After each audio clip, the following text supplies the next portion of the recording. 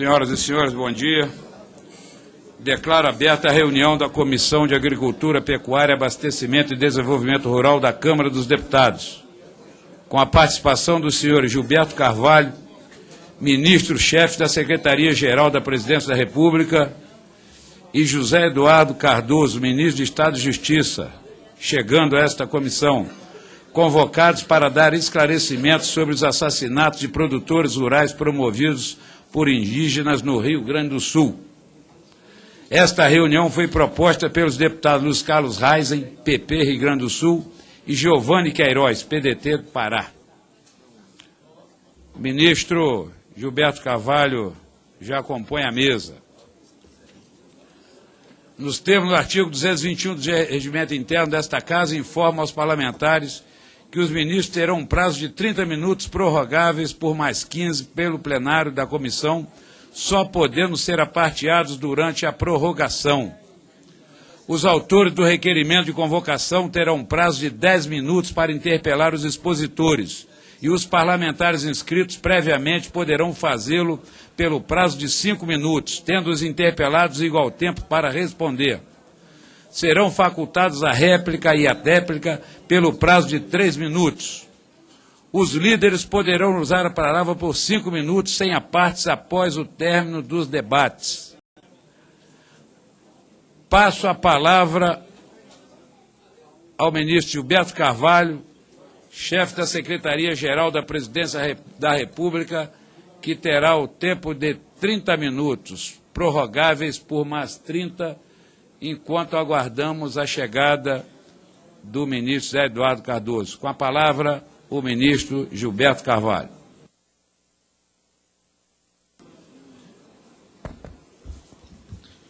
Bom dia, deputado Paulo Feijó, presidente desta Comissão da Agricultura, senhores deputados, senhores assessores presentes aqui essa comissão.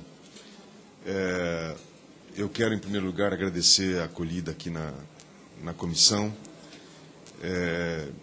Como é de praxe, não é a primeira vez que eu compareço a uma comissão aqui no Congresso, inclusive nessa comissão, já há algum tempo tive a oportunidade de comparecer. É um dever da nossa parte e, ao mesmo tempo, é uma possibilidade de nós podermos trocar ideias e esclarecimentos e assim por diante. Na verdade, como os senhores sabem, o tema focado por esta comissão no dia de hoje não é um tema que diz respeito à minha pasta. Na verdade, o assunto em tela é um assunto ligado ao Ministério da Justiça, por isso a importância da presença do ministro José Eduardo, que infelizmente ainda não compareceu, não chegou aqui ao plenário. Agora, da minha parte, nós temos acompanhado, evidentemente, pelo papel da Secretaria-Geral, todo esse tema, sempre com a preocupação de buscar aquilo que nós entendemos ser a devida mediação dos conflitos. Nós entendemos, na Secretaria-Geral, que o nosso papel, ao contrário de que muitas vezes se propala, é exatamente o trabalho de tentar conter, de tentar evitar os conflitos. Infelizmente, nós temos havido conflitos pelo país. Há uma situação dada em que grande parte do território nacional já foi demarcado. 90% dos índios no Brasil hoje já estão com suas terras demarcadas. Há outros problemas que afligem, que afetam as nações indígenas muito além daquilo que é apenas a questão da terra. Nós temos consciência disso. Por isso, o governo aprovou e está tentando desenvolver agora uma política nacional de sustentabilidade dos territórios indígenas. E as áreas que permanecem ainda sob o conflito, ou melhor, que não estão ainda demarcadas, são exatamente áreas em que há o que nós chamamos de um conflito de direitos. Ou seja, são áreas que, de alguma forma, pela FUNAI, foram reconhecidas como terra indígenas, no entanto, são áreas em que o próprio Estado brasileiro levou agricultores, muitas vezes de outros estados, historicamente, para ocuparem essas terras. Seja na antiga migração, falo aqui mais dos estados do Sul, seja no caso do Mato Grosso do Sul, numa migração, uma submigração, e esses agricultores foram levados para esses estados com promessas de terra, foram titulados pelo Estado ou pela nação e não podem, de maneira alguma, no nosso conhecimento, na nossa opinião, serem simplesmente tirados de terras que eles cultivam, que eles cuidam, onde já há uma tradição também familiar.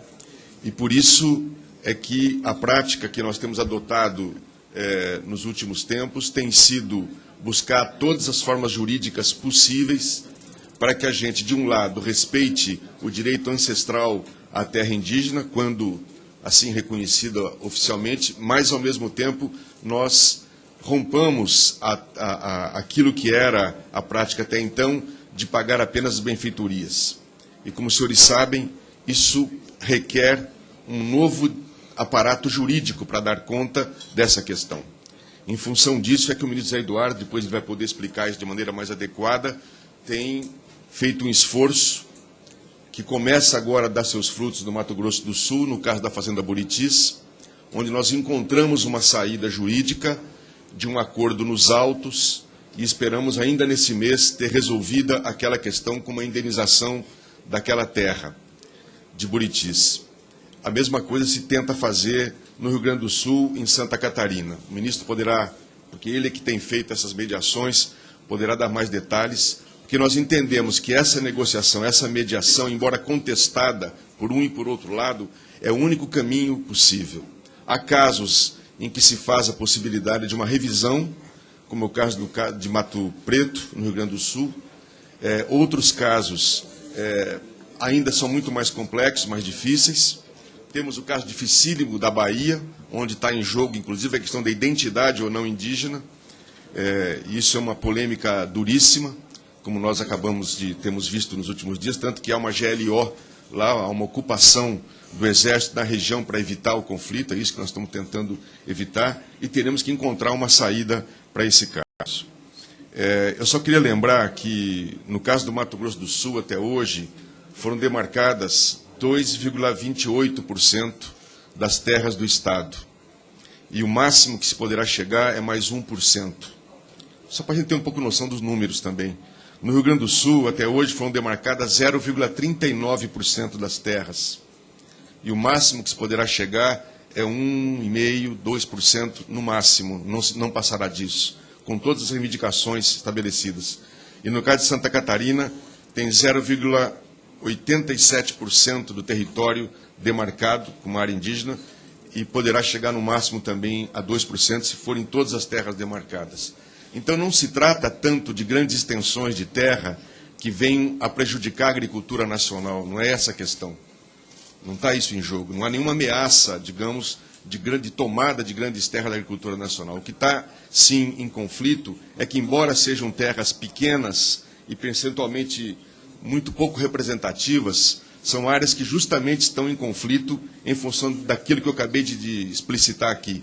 São áreas que foram reconhecidas como terras indígenas por processos que podem ser contestados, mas efetivamente são processos que ocorreram e que transcorreram na sua normalidade, mas onde há agricultores, e nós temos a convicção disso, por isso somos muito contestados também pelas entidades indígenas, que nós não podemos e não vamos tirar um agricultor de uma terra onde ele tem a sua titulação, a sua tradicionalidade, simplesmente para realocá-lo numa outra região qualquer, sem que ele possa reconstruir com dignidade a sua vida.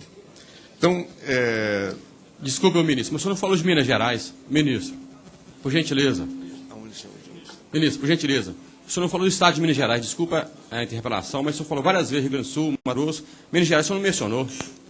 Não, porque eu estou falando, deputado, dos casos onde o conflito está mais vivo nos dias de hoje. Claro que a Minas Gerais, praticamente em todos os estados, com poucas exceções, tipo Tocantins... Nós já tivemos até audiência pública em Minas Gerais. Eu solicito que o ministro não seja parteado conforme manda o regimento. Não há nenhum problema. Deputado, como eu não sou da área, eu não tenho realmente os dados, entende? Não cabe a mim a responsabilidade de ter a precisão das dados. O titular dessa história, dessa matéria é o ministro Cardoso, eu espero que ele possa depois dar os dados com mais precisão. Mas o que eu quero dizer é que eu estou expondo inicialmente mais qual é a atitude do governo, que não é uma atitude nem de ferro e fogo, de tirar simplesmente as pessoas da sua terra, mas de fazê-lo de maneira respeitosa e na busca sempre da reconstrução da vida daquelas pessoas, sobretudo quando são terras tituladas, onde o Estado, portanto, assumiu uma responsabilidade, ele titulou aquela terra, ele tem uma responsabilidade, ele não pode pura e simplesmente chegar e tirar uma pessoa da terra para isso. Então, há uma abertura do governo para isso, nós temos tido muitos problemas, há pressões de todos os lados, vocês viram na semana passada, não é verdade que o governo financiou a vinda de indígenas para cá, não é verdade que nós estimulamos a violência, é o contrário, a gente o tempo todo atua para tentar acalmar. Tive a semana passada, pessoalmente, no Xingu, exatamente para discutir uma nova fronteira para nós, que é um outro problema que o Congresso vai ter que se debruçar, que é a questão dos empreendimentos nas terras indígenas. Nós estamos com toda a linha do Tapajós para o aproveitamento hídrico.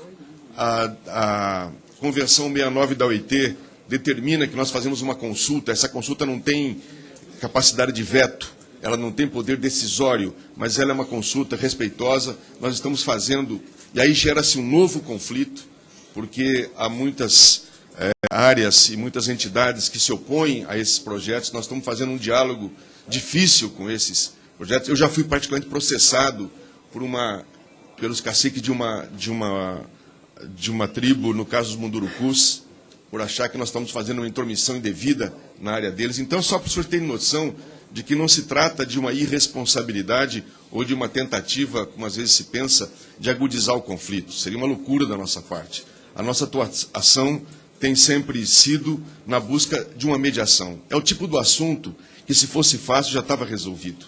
Pela complexidade dele, pelo envolvimento de direitos conflitantes, é que ele se torna particularmente complexo, e por isso, para nós, a importância da mediação. A importância de pôr numa mesa para conversar.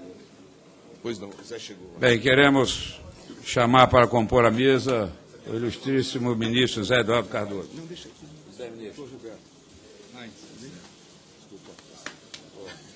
Vamos lá, ministro.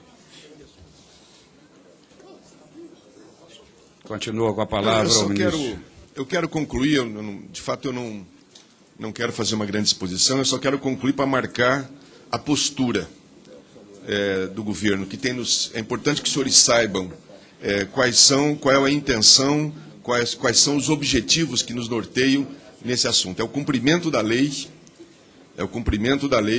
em casos em que você faz desintrusão, é rigorosamente o cumprimento da lei e a busca de se compensar e de não se prejudicar os agricultores, particularmente nos casos, insisto, em que houve uma ocupação de territórios não só legal, como estimulada pelo próprio Estado e como tal reconhecida através de títulos.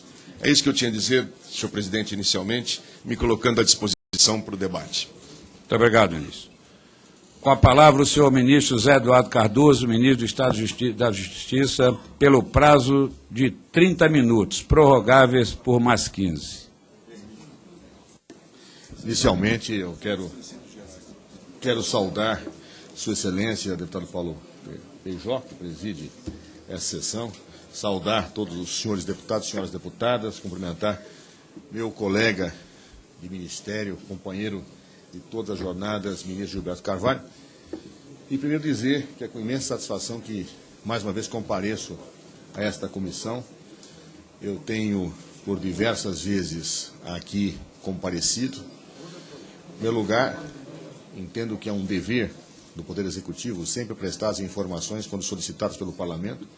É um dever constitucional e um dever jurídico intransponível e correto.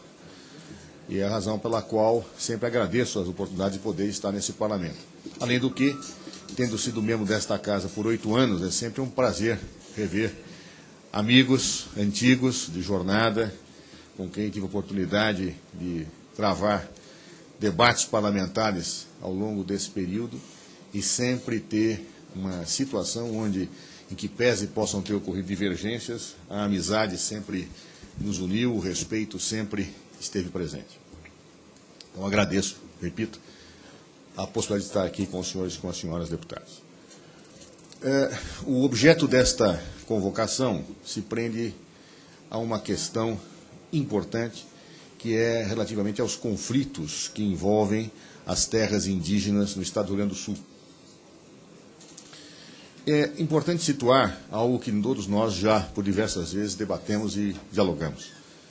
Em todo o Brasil, nós temos hoje zonas de disputa e de conflito relativamente a questões de demarcação de terras indígenas. Às vezes, esses conflitos ficam mais exacerbados, outras vezes menos, mas em estado latente se colocam. E não raras vezes, nesses conflitos, nós temos dois campos muito claramente definidos. De um lado, um campo de interesses, que nós poderíamos situar no plano daqueles que defendem e querem a demarcação de terras indígenas.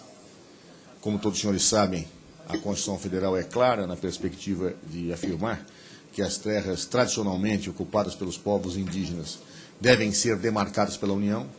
Não é uma faculdade, não é uma discricionariedade, é um dever, é um procedimento vinculado, portanto, o exercício de competência vinculada do Poder Executivo. E, de outro lado, frequentemente se colocam interesses legítimos de proprietários titulados, às vezes tendo recebido os títulos do próprio Estado, às vezes tendo a sua ocupação por décadas numa certa área, e em certos casos, inclusive, decorrente de ação de assentamento do próprio Poder Público Federal. Outras vezes, títulos outorgados pelos Estados. Então, portanto, em boa parte desses conflitos, nós temos a polêmica envolvendo interesses absolutamente legítimos. O que, óbvio, dificulta o desate, dificulta o deslinde, dificulta a solução. O Ministério da Justiça tem tido uma postura decorrente do acúmulo da nossa experiência no tratamento desse problema. E posso dizer que essa visão nossa foi muito consolidada a partir de uma situação que aconteceu em Mato Grosso do Sul, quando da ocupação ou retomada, de acordo com cada uma das partes que efetivamente estão envolvidas no conflito, da área indígena que envolvia a fazenda Buriti. Ali nós tínhamos tido uma situação de que há muitos anos atrás, uma portaria do Ministério da Justiça, seguindo a tramitação legal, havia reconhecido a área como sendo indígena. No momento deste reconhecimento, lideranças indígenas e a população, por eles liderada, fizeram retomadas ou ocupações, como queiram, destas áreas, o que ensejou, obviamente, disputas judiciais. Disputas judiciais relativamente à posse da área e disputas judiciais relativamente à demarcação. Houve na Justiça a propositura de uma ação, e o Tribunal Regional Federal competente impugnou a portaria do Ministério da Justiça, declarando a nulidade dessa portaria, o que ensejou recursos, tanto por parte da FUNAI, órgão responsável pela política indigenista no país, e pelo Ministério Público Federal.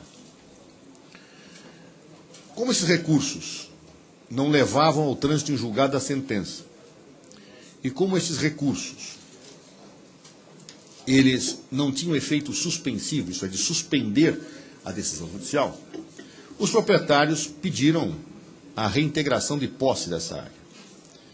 E foi dada a reintegração de posse, que no momento em que veio a ser executada pela Polícia Federal, levou a um confronto entre indígenas e polícia, vindo a vitimar um indígena no Meuziel. Um evento absolutamente lamentável e triste.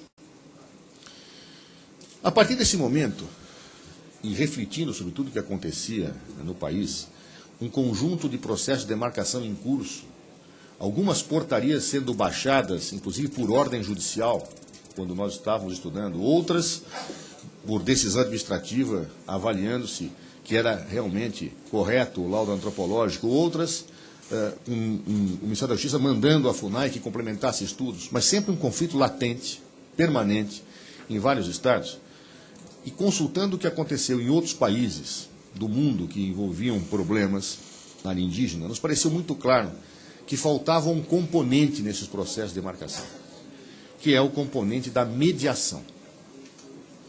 Segundo, e nós encomendamos um estudo a respeito, o que aconteceu na maior parte dos países do mundo que tem o problema em relação aos povos originários e o reconhecimento de terras, em todos eles o procedimento de mediação foi firmado e deu resultados.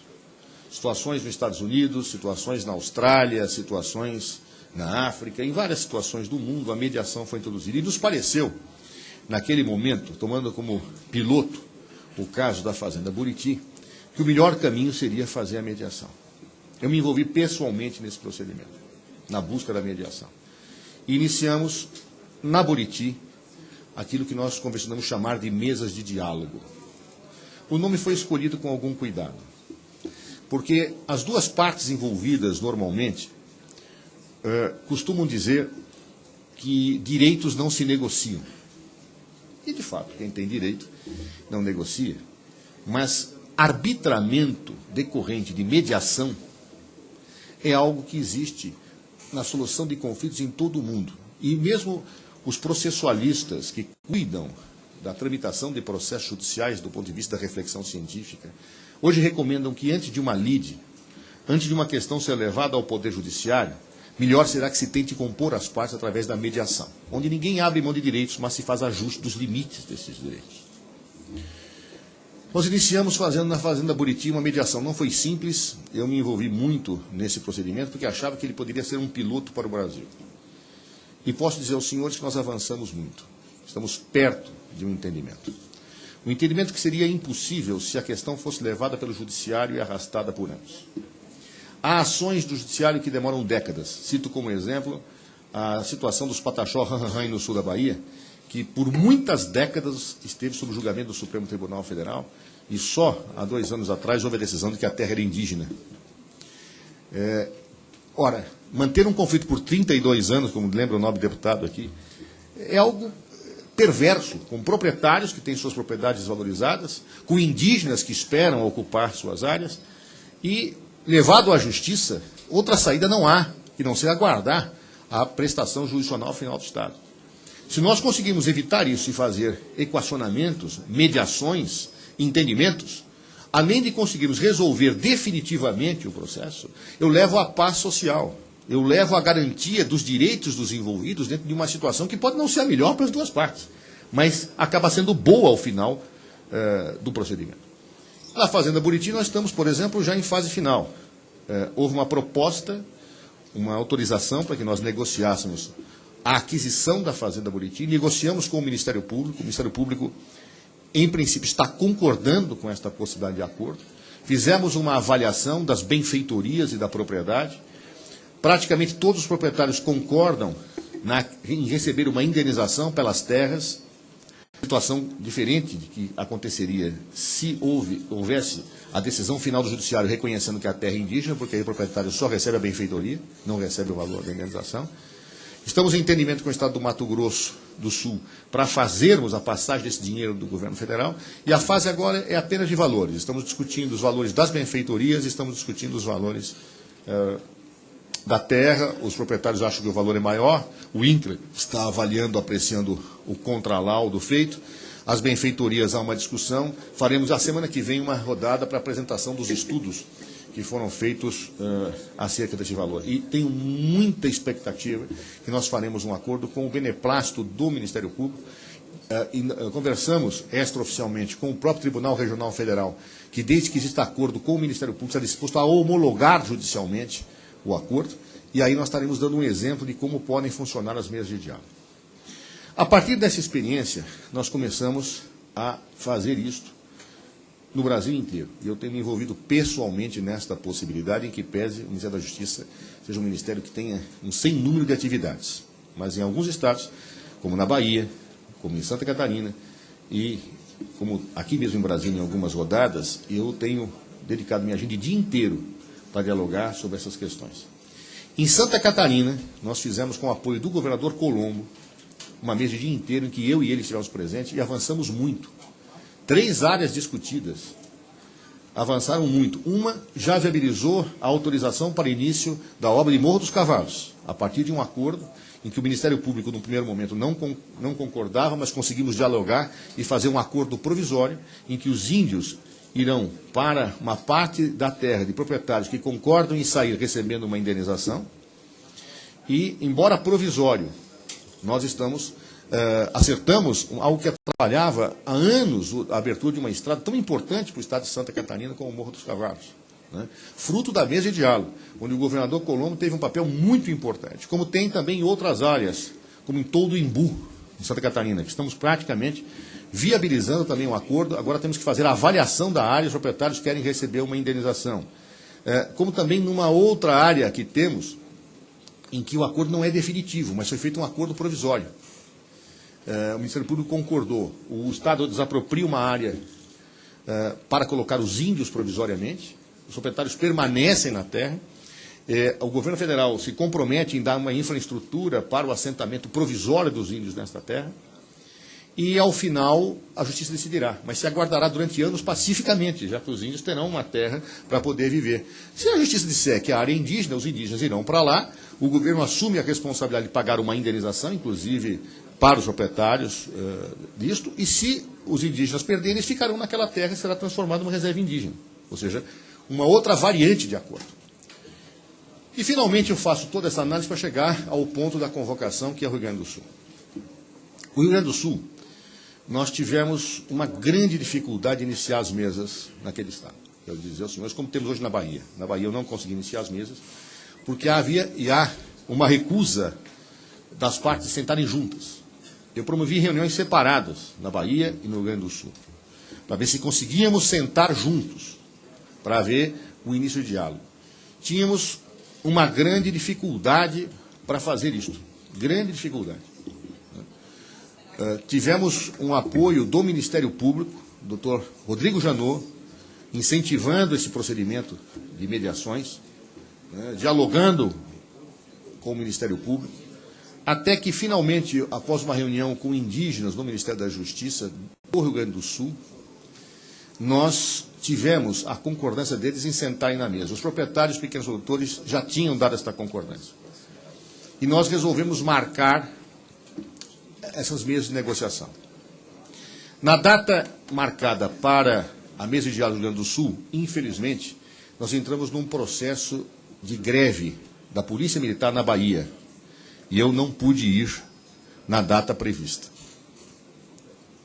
Como todos os senhores sabem, nós estávamos com um problema de greves em polícias e o Ministério da Justiça tinha que, emergencialmente, junto com o Ministério da Defesa, atender aquelas situações. Então, tivemos que desmarcar a ida ao Rio Grande do Sul. Naquele período, infelizmente, tivemos uma situação muito triste, que foi ali na região de Faxinalzinho, os indígenas ocupando uma estrada. Ao ocuparem essa estrada, alguns colonos, como se fala no Rio Grande do Sul, resolveram passar pela estrada e houve um confronto onde 2 agricultores foram mortos, lamentavelmente, de forma bárbara, o que ensejou uma investigação da Polícia Federal e a determinação de uma prisão preventiva de alguns desses líderes que estão presos até hoje, desses líderes indígenas. Posteriormente a isso, nós continuamos a insistir, o governador Tasso Genro também tem demonstrado muita sensibilidade para que nós iniciássemos esse processo de diálogo, e felizmente conseguimos agora, há cerca de 10 dias atrás, fazer as rodadas, início de rodadas de diálogo no Rio Grande do Sul. E eu posso dizer aos senhores que, para minha grata surpresa, as mesas avançaram bem. Nós tomamos umas providências, baseadas já na experiência de Buriti e de Santa Catarina. Nós achamos correto que nas mesas participassem apenas as pessoas diretamente envolvidas na área. Porque nós temos inúmeras vezes lideranças dos dois lados, respeitáveis nas causas que defendem, mas que, por vezes, buscam mais o confronto do que buscam o entendimento. Buscam mais a guerra do que a pacificação. E falo isso de liderança dos dois lados, que por vezes parecem querer apagar o incêndio jogando querosene, como eu tenho dito. E às vezes até autoridades públicas fazendo isso. Então, a mesa, quando nós temos os proprietários e os indígenas diretamente envolvidos, ela flui muito melhor. Quando eu tenho a presença de outras lideranças no local, a situação se contamina, resvala para o plano ideológico, às vezes resvala para o plano eleitoral, o que não é bom para uma tentativa de conciliação e de mediação. Essa foi a razão pela qual, atendendo inclusive situações onde algumas vezes eu ia até a área, inclusive, fazer mediação, e a Polícia Federal disse, vai haver conflito se você for à área, eu resolvi marcar as mesas em Brasília, sem prejuízo de depois retomarmos no Estado. Em Santa Catarina conseguimos fazer no Estado. No Rio Grande do Sul, o clima estava muito pesado, e a orientação que nós recebemos, inclusive dos órgãos de segurança, é que o ideal seria que fizéssemos em Brasília, só com os proprietários, e assim foi feito. E as mesas tiveram uma primeira reunião que eu diria me espantou. Eu esperava mais resistência, como houve na Fazenda Buriti. Não esperava que andasse tão bem como andou em Santa Catarina, mas andou tão bem como andou em Santa Catarina. Nós tivemos 3 reuniões de 3 áreas escolhidas. A primeira, uma das mais emblemáticas, tão bem conhecida pelo deputado Heinz, que é Mato Preto. Mato Preto é uma área que tem 2 laudos antropológicos. Um primeiro laudo de aproximadamente 600 hectares, que depois a FUNAI descartou e mandou fazer um outro estudo, e foi feito um outro estudo dando aproximadamente quase 5.000 hectares. Houve uma impugnação administrativa questionando o laudo de Mato Preto, com base na tese antropológica da antropóloga, uma série de questões foram invocadas, inclusive uma ação judicial foi proposta, não me falha a memória, pela própria Procuradoria-Geral do Estado do Rio Grande do Sul. O processo estava sob exame da Consultoria Jurídica do Ministério da Justiça quando houve uma decisão da Justiça para que nós baixássemos uma portaria demarcando a terra. Assim foi feito em cumprimento da ordem judicial. E aí iniciou-se um conflito ainda mais grave na região de Mato Preto. Dentro dessa situação judicializada, a manter-se essa situação, nós teremos pelo menos 10 ou 11 anos de conflito sem solução judicial. Inexoravelmente. Nós iniciamos a mesa de diálogo e uma hipótese foi aventada, que seria a possibilidade de nós fazermos um acordo, uma vez que havia impugnações judiciais em relação ao segundo laudo antropológico, em relação ao primeiro laudo. Ou seja, se efetivamente haveria a possibilidade de nós termos o reconhecimento de 600 hectares em Mato Preto e, portanto, a liberação de todos os outros 4.000 hectares aproximadamente. Dialogamos com o Ministério Público. O Ministério Público foi sensível a esta tese, depois de algum diálogo da nossa parte, reconhecendo que haverá uma disputa judicial que se arrastará por anos se assim acontecer. Houve uma proposta dos produtores para que o Estado desapropriasse uma terra para colocar os índios e não os produtores. Isto, juridicamente, não é possível. O Ministério Público, não sem razão, diz que não é possível fazer isto, porque sendo a área da União reconhecida, ou se anula os 2 laudos antropológicos, ou não se pode fazer isso. E para anular os laudos antropológicos, o Ministério Público diz que não reconhece a invalidade do primeiro laudo, e, portanto, terá que ser na Justiça e a coisa se arrastará, então, por anos. Nessa linha, então, nós consultamos os indígenas. Os indígenas e a FUNAI concordam que nós fiquemos com o primeiro laudo. Inclusive, diz o seguinte, concordamos desde que os proprietários dos 600 hectares sejam indenizados não só pelas benfeitorias, mas também pelo valor da terra real. Uma indenização justa, como se fosse uma desapropriação. O governo do Estado concordou com esta tese. E alguns proprietários concordaram com esta tese. Porém, nós temos visto muitas lideranças da região dizer que não se pode fazer acordo. E isso, a meu ver, projeta o desfecho dessa questão para pelo menos uma década. de conflitos e de problemas na região de Mato Preto. Na mesa de diálogo, nós colocamos essa questão, os índios disseram que aceitam ficar com o primeiro laudo, aceitam, e diziam, desde que os proprietários sejam indenizados.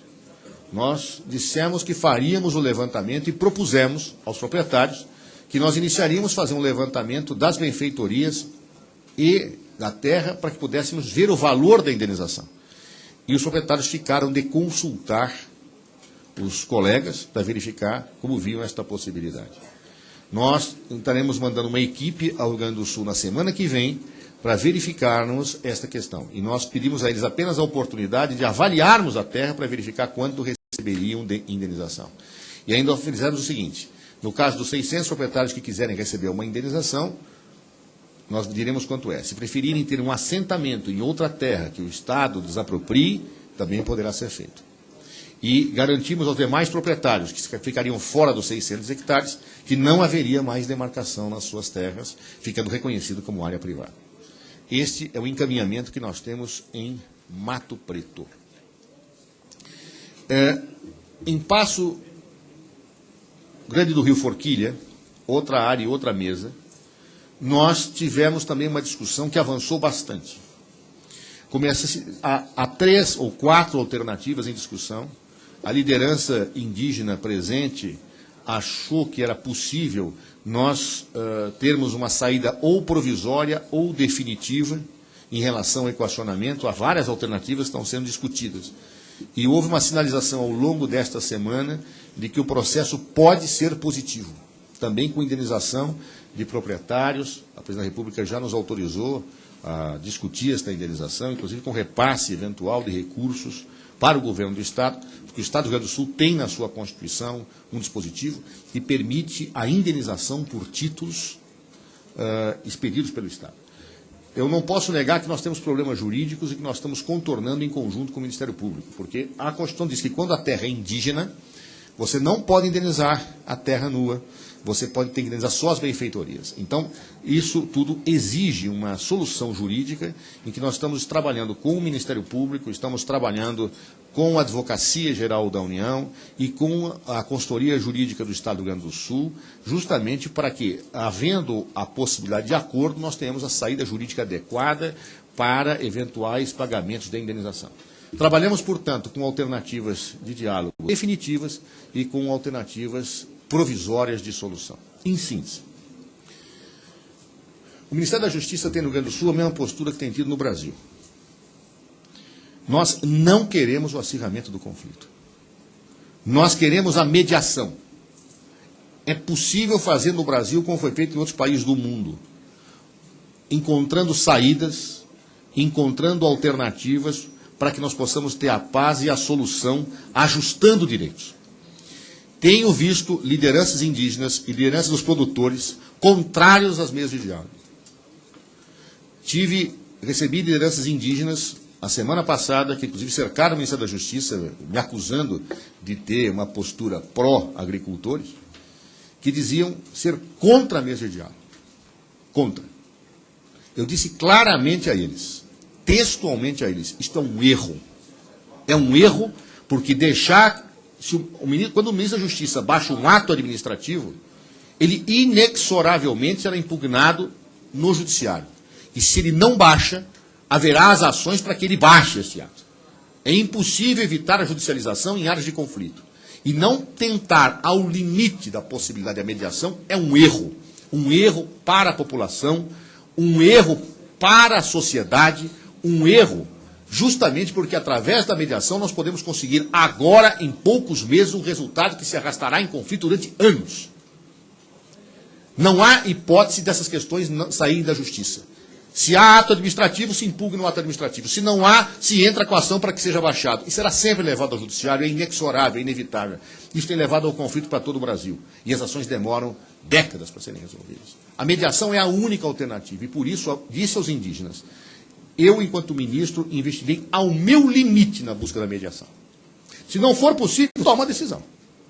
E aí, a decisão será ou reconhecer a terra como indígena, ou não reconhecer, de acordo com a nossa percepção e a nossa avaliação. Agora, se é possível chegar ao entendimento, por que não forçar ao limite essa possibilidade? Disse a eles, algumas lideranças não concordam, indígenas. Da mesma forma, tenho dito às lideranças de produtores, e digo aqui a este parlamento, a mediação é a única alternativa. O governo federal, dentro de situações orçamentárias sendo discutidas, está disposto a fazer as indenizações que forem devidas às pessoas tituladas. Mas isso dentro de um processo de análise caso a caso, porque é impossível você chegar a resultados finais em situações que são completamente díspares, variáveis de terra para terra, de estado para estado. E, portanto, essa é a postura do Ministério da Justiça. E muitos agricultores têm me criticado que, em força disso, eu tenho tido a posição pró-indígena. Ou seja, o Ministério da Justiça é criticado porque tem posição pró-indígena e é criticado porque tem posição pró-produtores, de acordo com quem vê a ótica. Ora, na verdade, a crítica se coloca porque eu quero a mediação. E aqueles que têm posturas radicais em relação a este processo não querem mediar, querem o aniquilamento do direito da outra parte, querem o aniquilamento do outro. E isso não se faz sem decisão judicial. E isso se arrasta por anos, desvalorizando propriedades e privando os indígenas de terem a terra que entendem que é legítima. Então, portanto, essa é a postura do Ministério da Justiça, e posso dizer aos senhores e às senhoras que, com muita convicção, eu buscarei a mediação ao limite das minhas possibilidades. Não havendo, que se decida, e a Justiça, daqui a alguns anos, dará a prestação judicional, arrastando o conflito por muitas décadas. Muito obrigado, senhores deputados, estou à disposição para responder as perguntas que forem devidas. Passo a palavra ao deputado Luiz Carlos Reis, autor do requerimento. Vossa Excelência disporá de até 10 minutos. Senhor presidente, colegas parlamentares, saudar o ministro Gilberto Carvalho, também o ministro José Eduardo.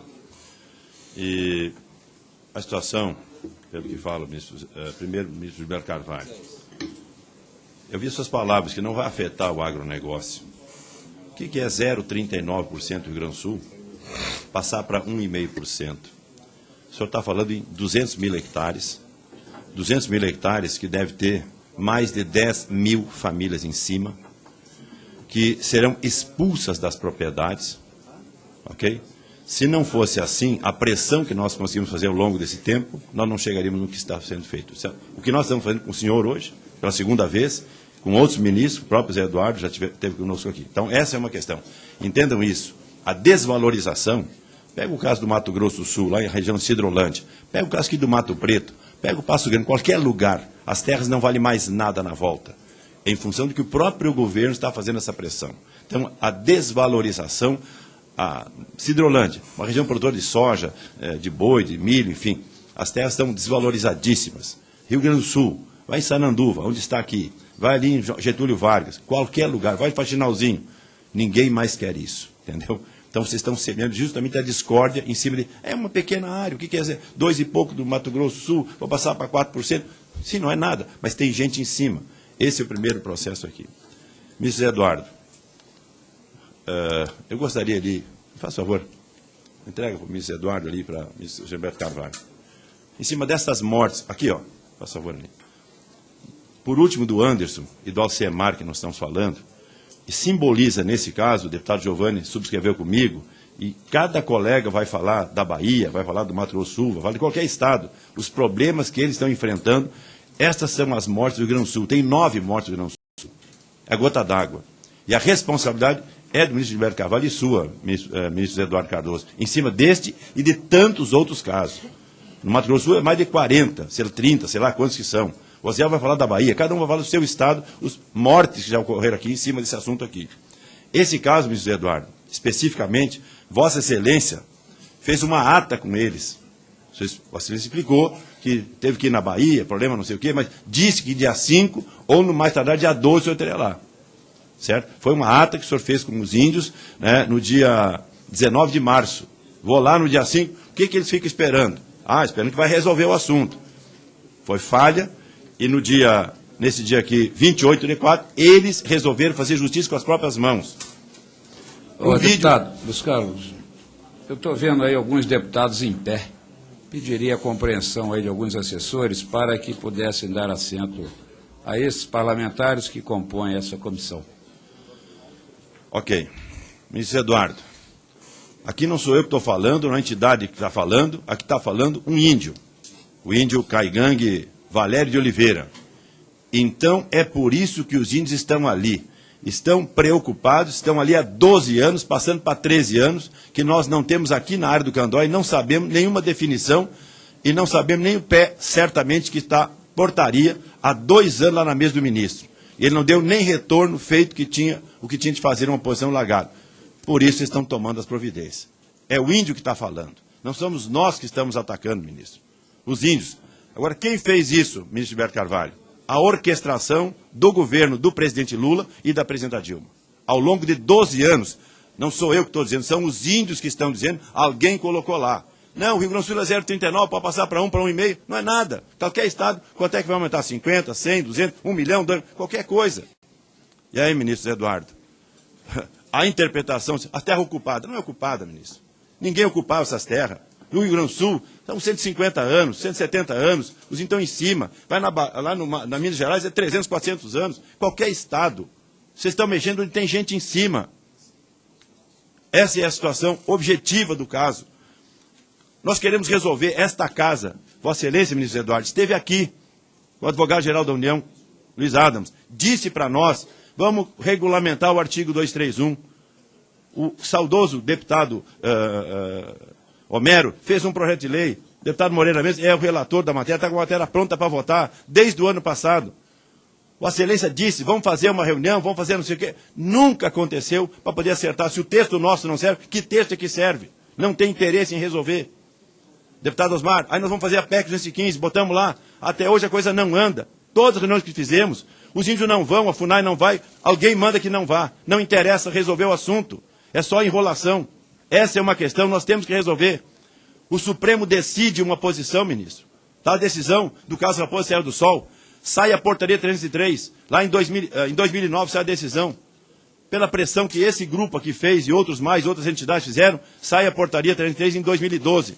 Aí vem os índios, pressionam, suspende a portaria. Certo? Aí diz, não, agora só vai vigorar quando julgar os embargos Raposa Serra do Sol. Julgo os embargos Raposa Serra do Sol em 2013. Nós estamos esperando a portaria revigorada. Bueno, agora vocês remetem a portaria 27, assim, agora vai para a CGU e para a SGCT, para ver o que vão fazer. Ela está em vigor, ministro. E no caso do Faxinalzinho, especificamente, é uma ampliação. Vossa Excelência recebeu agora, né, o parecer da AGU, dizendo que não pode haver. Diga para esses índios, tenha o peito de dizer, não, o pessoal vai embora, aqui não é indígena. Agora aqui tem uma portaria que o pessoal do Mato Grosso vai falar, que Vossa Excelência, acho que do Pará, deputado Giovanni, isso é a semana passada, está aqui, ó. A portaria lá no... Essa portaria é para ampliar mais uma área. Isso não existe, ministro. Digam para esse povo que não existe ampliação de área. Vocês estão estimulando o conflito que exista. Aí os índios vêm aqui e dizem, fazendeiros vão morrer. Aqui disseram para o senhor, semana passada tem que imprensa, agora vai ter uma guerra e nós vamos matar a gente. Poxa, quem é que causou isso? O governo. Vocês fizeram isso. No caso específico aqui, esse da terra indígena aqui do Maranhão, o pessoal vai falar no caso do Maranhão, aqui vocês querem fazer uma grande reserva, são áreas ambientais. O caso da Bahia, são áreas ambientais. Você tem interesse ambiental, tem todo o interesse do índio, e os produtores rurais. Ninguém dá bola para o direito de propriedade. O caso do Mato Preto, especificamente, eu não botei gasolina em cima do fogo. Quando recebi antes do carnaval do ministro Rodrigo Janot, que quer ajudar o assunto, eu fui e passei os produtores que se reuniram durante o carnaval e trouxe a ele uma proposta, não botei em jornal, não falei nada. Pedi aos produtores e nem fui lá. O prefeito, o sindicato e eles, mais de 365 famílias se reuniram e resolveram, nós não vamos sair daqui. Vossa Excelência me fez uma proposta, disse de novo, foi uma noite, um domingo à noite, reuniu o prefeito, os vereadores e as lideranças do movimento. A decisão é deles. Eu não estou dizendo nada, que façam ou que não façam. Certo? Então esse é o problema. Não. Existem áreas ali, ministro. Resolvam esse assunto. O caso do Faxinalzinho, extinga o processo. É o que deve ser feito. A portaria 303 está em vigor. Respeite a decisão do Supremo Tribunal Federal. Neste caso e tantos outros, que é ampliação pelo Brasil afora. Respeite isso. E não está sendo respeitado. Então essa é a preocupação que nós temos, que estão instigando. É o próprio governo que mandou os índios ir para lá para cima, em qualquer lugar do Brasil, certo? Então, que fizesse os processos e, nesses casos, comprem terras. Lhes foi oferecido pelo grupo lá, pelo grupo do Mato Preto, aqui tem áreas para vender, aqui na mesma área, ao lado das áreas ali. Agora, não retire 30, 40, 50 famílias que vão tirar a história deles de mais de 100 anos em cima da terra por um laudo antropológico que é fraudulento. Fraudulento, ministro. E vou lhe dizer mais. Um colega seu de partido, um deputado, um dia me disse, lá nas cansadas, quando discutia esse assunto aqui, deputado, vai dar certo aquele caso do Mato Preto. Mas alguém, deputado, o ministro Gilberto Carvalho, alguém influiu para que não resolvesse decentemente. Se vocês tivessem a decência necessária, vocês teriam eliminado aquele processo, porque aquele laudo é uma vergonha. Se lembra, ministro, o que a ministra Gleisi Hoffmann lhe disse quando viu o ministro Zé Eduardo Cardoso? O que ela lhe disse? Isso aqui, se a imprensa souber disso aqui e ver isso aqui, isso é um escândalo internacional. Uma antropóloga vai fumar uma droga lá num ritual indígena e aquele laudo ela faz junto com o Ministério Público Federal, junto com a Igreja Católica, junto com o governo federal. Pressionaram. E aqui, o senhor vai ver o seu Ervino Mascote, que é o terceiro da lista de Getúlio Vargas, ele se suicidou pela pressão. Suicídio, ministro. É sua responsabilidade, é do seu governo, ministro Gilberto Carvalho. Pô, isso está acontecendo no Rio Grande do Sul. Mais um minuto. Em cada estado. Me disse uma senhora lá, aqui o deputado Osmar, que vive em Passo Fundo, deputado Luiz Carlos Reis, o senhor sabe o que é tortura? Tortura é o que nós vivemos todo santo dia. Tá esse menino aqui, lá da Bahia, aqui, ó, deputado Osiel, vai falar, né? A tal de Babau, pô, vai falar sobre Babau, é um absurdo, é um achaque. Vocês estão fazendo isso contra a gente de bem. Tenham a correção, tenham a decência e vamos resolver. Aí vem o tal de, a convenção essa lá do OIT, a OIT, a Convenção 69, que pressiona, é o Ministério Público que pressiona. Não, é os senhores que não querem resolver esse assunto. Se quisessem, nós dessa casa já tínhamos regulamentado o artigo 231. Nós já tínhamos feito a PEC 215, que não anda porque o governo não quer. Essa é a preocupação com milhares de famílias no Brasil inteiro, em qualquer estado. Por isso, é o que nós queremos resolver. E resolver tem solução legislativa e pelo próprio Executivo. Muito obrigado. Com a palavra, o deputado Giovanni Queiroz, que também subscreveu esse requerimento, que terá 10 minutos improrrogáveis. Mais um ou dois. Mas, senhor presidente, senhor ministro Gilberto Carvalho, Zé Eduardo, eu já participei de aproximadamente 5, 6, 10, 20 encontros aqui e no Ministério para tratar dessa matéria. Nós já denunciamos ao senhor ministro Eduardo, de que existe um vício de origem, que é a fraude antropológica. Fraude antropológica. É denunciada por mim por centenas, porque quando não existe o índio, e existe um laudo dizendo que lá existia índio em 88, esse laudo é fraudulento. Qual a providência que o senhor tomou no sentido de, depois de centenas de denúncias, o senhor mandou apurar se tinha fraude? O senhor convocou e criou alguma comissão especial para apurar isto? Mas eu não quero aqui descer às questões pontuais do Apitereu, onde o juiz federal mandou retornar o pessoal todo lá no Pará. Podem voltar todos e mandou suspender a guarda que lá estava, porque o INCRA e o Ministério da Justiça não cumpriram a parte deles na desintrusão. Os senhores jogaram na rua, e eu estive em reunião com o senhor e disse, o INCRA está mentindo, ministro. O INCRA não vai fazer o que estão prometendo. Estão tirando gente inocente, porque lá não tinha área indígena. Era uma área de 200 mil hectares, ministro Gilberto. Foi para 900 mil. Resolveram reduzir para 700. Mesmo assim, ainda ficou em cima de 1.700 famílias. De produtores rurais que foram para lá com o sonho de conquistar sua vida, com uma mochilinha nas costas. O governo não está zelando do seu povo. Aliás, falta a este governo um plano de nação. Um projeto de nação voltado para os diversos setores do desenvolvimento nacional, desejado por todos nós. Um deles é este, da questão indígena. Nós, ao propormos a PEC 215, nós o fizemos pensando no índio dentro da aldeia e no índio fora da aldeia. O que é um índio fora da aldeia? é o direito às suas terras, que nós entendemos absolutamente legítimas. A terra que o índio ocupa em 88 deve ser dele, sim. Ninguém aqui quer tirar um palmo de terra de índio. Ninguém.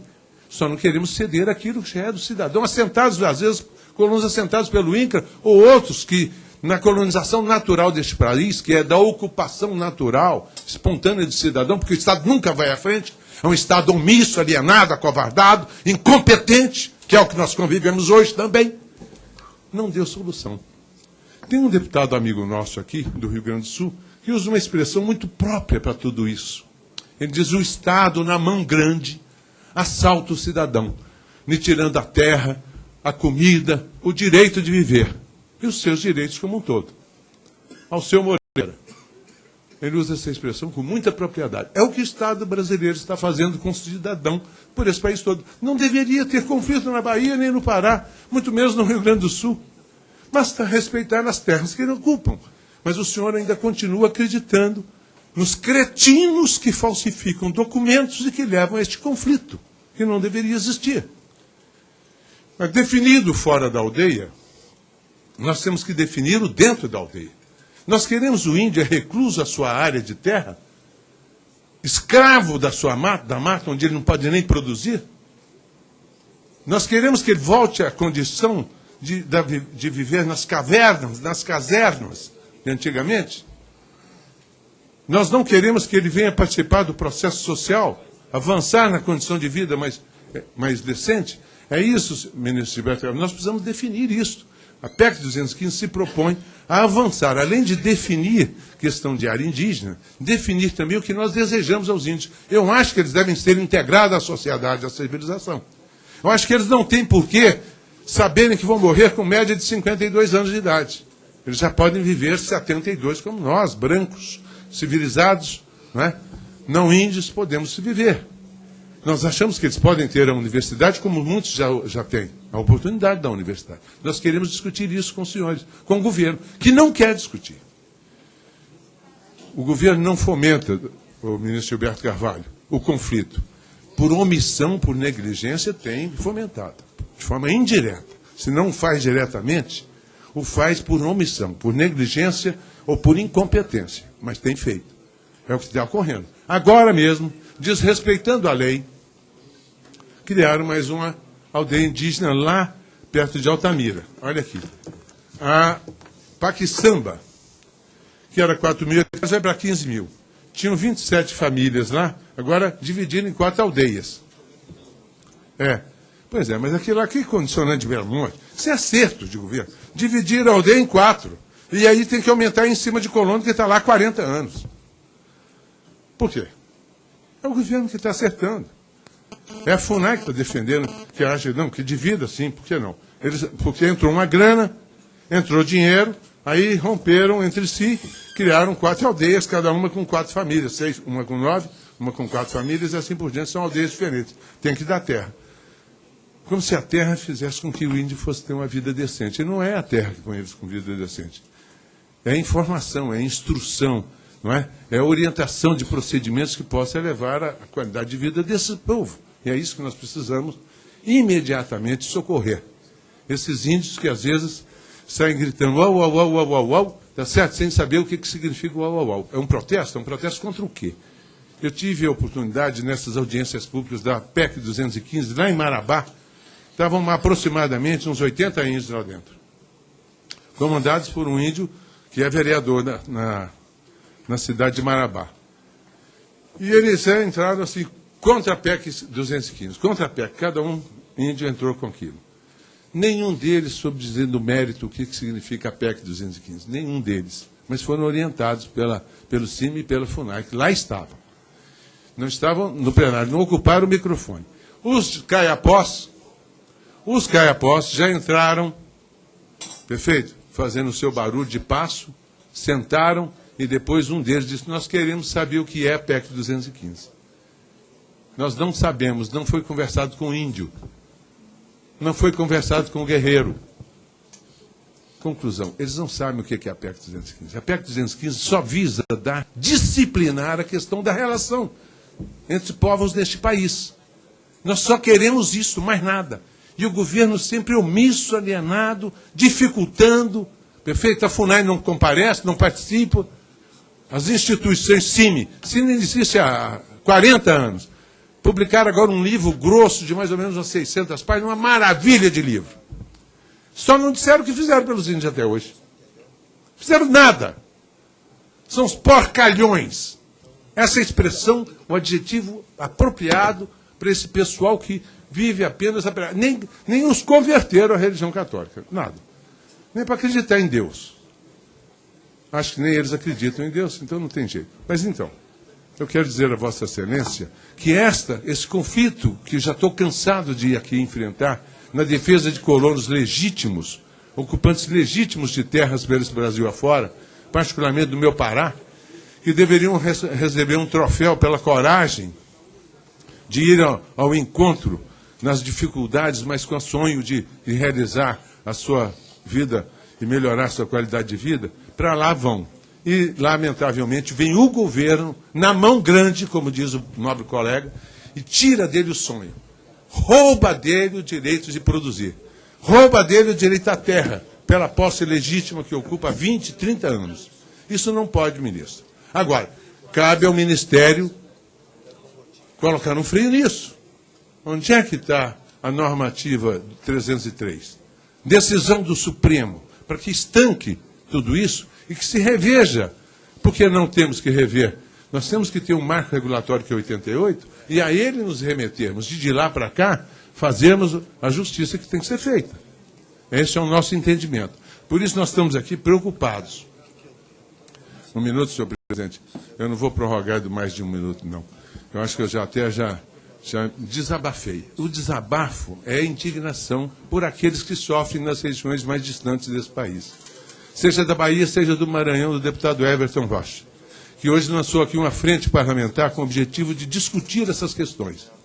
Sejam nas áreas indígenas, seja nas áreas ambientais, que são criadas em desrespeito a quem lá já está produzindo e trabalhando, sem indenização nenhuma e sem respeito nenhum a esse cidadão. Então fica aqui, senhor presidente, senhor ministro, a nossa preocupação. Vamos juntos construir uma política decente para essa questão indígena, já que para tantas outras nós ainda não tivemos condições de superar. Não vamos permitir que o índio fique recluso e amíngua nas suas áreas indígenas, como ficam amíngua os não índios nas filas e nos corredores dos hospitais deste país morrendo. Ou como fica amíngua também a nossa juventude, tendo que frequentar escolas e universidades precárias que nos qualificam entre as piores do mundo. Vamos ver se damos ao índio, pelo menos, a oportunidade de uma vida melhor. Muito obrigado. Para responder aos autores do requerimento de convocação, eu passo a palavra ao ministro José Eduardo Cardoso. Eu quero, inicialmente, saudar o novo deputado Reins e deputado Giovanni Queiroz. E sabem, Vossas Excelências, o profundo respeito que tenho, que pese as divergências. Eu sempre os tive e os terei como amigos, como pessoas que recebo e ouço com muita atenção, porque dominam o tema, embora nem sempre eu concorde com a opinião de Vossas Excelências, nem Vossas Excelências concordem comigo. Mas não poucas vezes tenho os recebido no Ministério da Justiça, ouvido e analisado alguns argumentos que Vossas Excelências colocam. E queria me referir sobre isso. Deputado Reins, me permita aqui, mais uma vez, uma fraterna divergência. Não é a primeira, talvez não seja a última. Embora tenhamos tido, às vezes, algumas concordâncias. Eu não posso reconhecer que quem luta pela pacificação de um conflito, quem luta pela mediação, gere a violência. Eu não posso reconhecer isso. Eu estive pessoalmente no Rio Grande do Sul, deputado Reins, fora as vezes aqui, que me reuni com Vossa Excelência, com lideranças indígenas, com produtores do Rio Grande do Sul, várias vezes. Me lembro da minha primeira tentativa de fazer uma mesa de negociação, em que eu e o governador Tasso Genro fizemos uma reunião no Ministério Público Federal, em Porto Alegre tão querida, deputado Onyx Lorenzoni. Não conseguimos sentar juntos, um nível de agressividade muito grande. Acho que o ministro Gilberto estava nessa reunião também, nessa não estava. Reunir separadamente, e eles falaram, não queremos o diálogo, não queremos. Aí os produtores diziam, o senhor anule agora a portaria. Anule agora. Eu falei, olha, Mato Preto foi baixado por ordem judicial. Anule agora, não tem conversa. Esse é o nosso direito, porque os lados é fraudulento, etc. Entrava os índios em seguida, o senhor faz o decreto de homologação agora, porque se não fizer é guerra. E não conseguimos sentar juntos. E eu propondo, depois disso, fiz várias reuniões em Brasília, separadamente, recebi produtores de diversas naturezas, da FETRAF, de outros, e recebi indígenas, várias vezes. Posteriormente a isso, houve uma primeira sinalização que poderíamos sentar juntos. E eu resolvi, como estratégia, a convite aí de indígenas e de produtores, ir à área. Eu acho que era Passo do Grande Rio Forquilha, depois o pessoal me corrige, tantas anos, não lembro qual era que eu ia. Um dia antes, a Polícia Federal me avisa o seguinte: se o senhor for à área, o senhor vai acirrar o conflito. Porque estão indo caciques de outras aldeias para a área e produtores de outras aldeias para a área. Se o senhor for, vai ter morte, é incontrolável o processo. Aí o que eu fiz? Desmarquei minha ida à área e fui me reunir com indígenas no aeroporto, que era o local em que, segundo a Polícia Federal, era mais seguro para evitar um conflito, e me reuni com proprietários em Porto Alegre, na Polícia Federal, inclusive. Claro? A partir daí, eu insisti para ter mesas, havendo recusa. Os indígenas vinham e falaram assim, ou o senhor baixa a portaria, não tem conversa. Recebi, inclusive, canetas para assinar, uma sacola de canetas. Se é por falta de caneta para assinar a portaria, os ministros dos indígenas assinem aqui. E na parte dos proprietários, recebia, olha, se vier a FUNAI aqui, se assinar, vai ter morte. Como os índios também falavam. Isso é um conflito, deputado Reis. E para mim está claro que baixa a portaria, vai para a justiça. Não baixa, vai para a justiça. Isso arrasta por anos.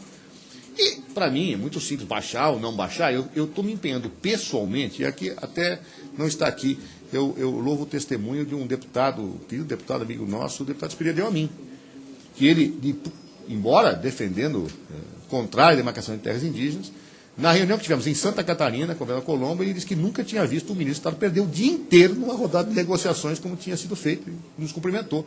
E depois falou de viva voz aqui no parlamento, como um testemunho, a meu ver, nesse caso, absolutamente isento.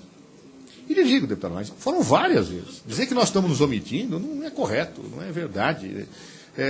Eu estou me omitindo em decidir aquilo que as pessoas querem. E os dois lados querem a decisão. Olha, eu me omito em tomar a decisão que os índios querem. O senhor é omisso. Eu me omito em decidir o que os produtores querem. O senhor é omisso. Não é isso. Lutar a mediação não é ser omisso. Agora, uma coisa eu quero dizer, deputado Reis, com toda franqueza e lealdade. O Ministério da Justiça não tolera violência, venha de onde vier. Se vier dos indígenas, como veio no caso dos agricultores, lamentavelmente, brutalmente assassinados, a Polícia Federal recebeu uma orientação clara para investigar e tomar as medidas. E tomou. Os índios foram presos. Por ordem judicial. Não estou discutindo o mérito, se foram presos, não foram. Cumpriu o papel. Como também, no caso de produtores, agricultores, proprietários que cometam violência contra índios, serão investigados e punidos sim. Contra a transgressão, contra a incitação à prática de crimes, nós seremos duros. Porque há pessoas incitando a prática de crimes, dos dois lados. E quem incitar vai responder nos termos da lei. Agora, no conflito em si, nós vamos buscar a mediação, porque eu acho que é a única saída. Se não conseguir, a vida dirá que eu estava certo ou eu estava errado. Claro? Então, portanto, eu não posso concordar com Vossa Excelência, deputado Reis, de que nós temos gerado esse conflito e essa situação. O conflito existe, ele está posto, e nós estamos tentando solucionar. E seria muito importante, deputado Reis, que pessoas com a envergadura de Vossa Excelência, com a representatividade de Vossa Excelência, e outros deputados ajudassem a pacificar. Tem lado? Tem lado. Tem visão? Tem visão. Mas acima da visão e da causa existe a pacificação. E eu faço um apelo, inclusive, aos senhores deputados que têm presença nas regiões do Rio Grande do Sul, que nos ajudem a pacificar para termos diálogo. Se não resolveu, não resolveu. Que a justiça decida, mas em paz. Claro, é um apelo que eu faço e volto a fazer aos senhores deputados. Os senhores têm um papel muito importante nesse processo. E, claro, além de defender o que acham, é legítimo, Vossa Excelência defende, que o laudo é fraudulento, é legítimo que defenda. Mas nos ajude a promover a paz na região. Esse é um apelo que eu faço com muita veemência e com muito vigor. Porque eu acho que o Estado do Rio Grande do Sul quer que se resolva o conflito, mas quer que se resolva em paz, não com um lado massacrando o outro. Bem, eu quero também deixar mais uma vez claro que não há nenhuma omissão do Ministério da Justiça no que diz respeito à PEC 215. Os senhores já me ouviram de viva voz falar a nossa posição. Somos contrários. Eu acho que essa PEC é inconstitucional. Volto a refrisar, ela fere o artigo 2º da Constituição Federal, porque é cláusula pétrea. Porque ela retira a atribuição administrativa típica do Poder Executivo, passa essa atividade para o Legislativo, o que evidentemente fere cláusula pétrea. E eu disse várias vezes a Vossa Excelência, na minha opinião, ele é inconstitucional. Se for aprovado pelo Congresso, eu não tenho a menor dúvida, como estudioso do direito que sou, será decretada como inconstitucional pelo Supremo Tribunal Federal, mediante ação direta de inconstitucionalidade, que fatalmente será provida pelo Ministério Público Federal. Não tenho a menor dúvida disso, inclusive por julgados anteriores, que posso até questionar a Vossa Excelência, por que acho isso. Então, quando estive na última vez reunido com Vossa Excelência, na sala, nosso querido amigo presidente desta casa, Henrique Eduardo Alves, quando se falava da PEC 215, eu falei, olha, vocês têm razão num aspecto, e eu reconheço. Nós temos que buscar uma pactuação em torno da regulamentação do 231. Nós temos duas leis que precisam ser feitas com base no 231. Tanto o parágrafo 6º, como o outro parágrafo que exige lei 1, lei ordinária, lei completa, tem que ser feito. Agora, eu sei que um projeto dessa natureza só vai passar com uma pactuação ampla, senão ele vai ficar enroscado na tramitação legislativa. E naquela oportunidade eu propus, eu já tinha feito antes uma proposta, o Moreira Mendes saiu, antes da apresentação do projeto de Vossa Excelência, que regulamentava o 231, nós chegamos a ouvir parlamentares, aqui desta comissão, para ver se nós tínhamos uma saída. E havia divergência, inclusive, entre a assessoria jurídica e os senhores. Quando o projeto de lei foi apresentado, não era aquilo que nós achávamos que devia ser. Nós temos que ter muitas inconstitucionalidades, além de problemas de mérito. Então eu falei, esse projeto nós não apoiamos, mas estamos dispostos a dialogar com Vossas Excelências, a marchar a busca pactuada. Não só pactuada com representantes de um lado, mas com representantes de outro, sejam parlamentares ou não. Vamos pactuar. Se não se pactuar uma regulamentação do 231, ela não sai. Foi por isso que na reunião que tive com o presidente Eduardo Alves, e vários senhores líderes estavam presentes, estava presente Vossa Excelência, estava presente o deputado Quartiero e outros, eu propus que não se votasse na CCJ a PEC e que nós iniciássemos uma comissão com representantes dos dois lados para discutir regulamentando 231. Meu encaminhamento não foi acolhido. Foi votado. E eu acho que ele só incendiou mais o processo. Que era o diagnóstico que eu tinha. Só incendiou. Né? Em que os índios são contrários a essa situação e acho que, se aprovado, não só será tido como inconstitucional pelo Supremo, como incendeia o processo. Não é a saída no meu modo de entender. Falo com muita lealdade, como sempre falei a Vossa Excelência. Bem, dentro dessa linha, me emendando a fala de Vossa Excelência, deputado Reis, com o deputado Giovanni Queiroz, que sabe o respeito e carinho também que tem por ele.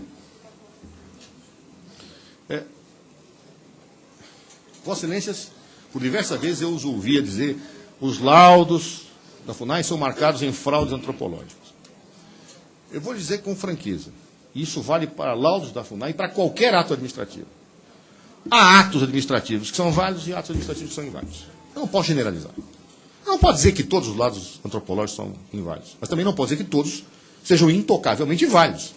Eu tenho que examinar caso a caso. E aí, nós temos dois problemas quando se fala de um laudo. Os atos administrativos, como sabe Vossa Excelência, são públicos e são dotados de presunção de legitimidade. É algo que todos os senhores sabem disso, os consultores jurídicos, está aqui um ilustre constitucionalista nordestino que não me deixa mentir, meu colega de Comissão de Justiça por tantos anos, e sabe de que eu estou falando. Os atos administrativos são dotados de presunção de legitimidade. Ou seja, uma vez editados e publicados, há que se demonstrar o seu vício. E Vossas Excelências apontam, em laudos da FUNAI, dois vícios. Vícios legais e vício de mérito. Assim que eu recebo uma impugnação de um laudo, e aí respondo, deputado Giovanni, eu mando para a AGU do Ministério da Justiça, Advocacia Geral da União, do Ministério da Justiça, examinar. E ele examina do ponto de vista jurídico. O mérito, a advocacia, a consultoria jurídica do Ministério não tem condição de analisar. Ela não é antropológica. Então, muitas vezes as impugnações que vêm não vêm com outro laudo antropológico. O que dificulta o exame do mérito, não da legalidade.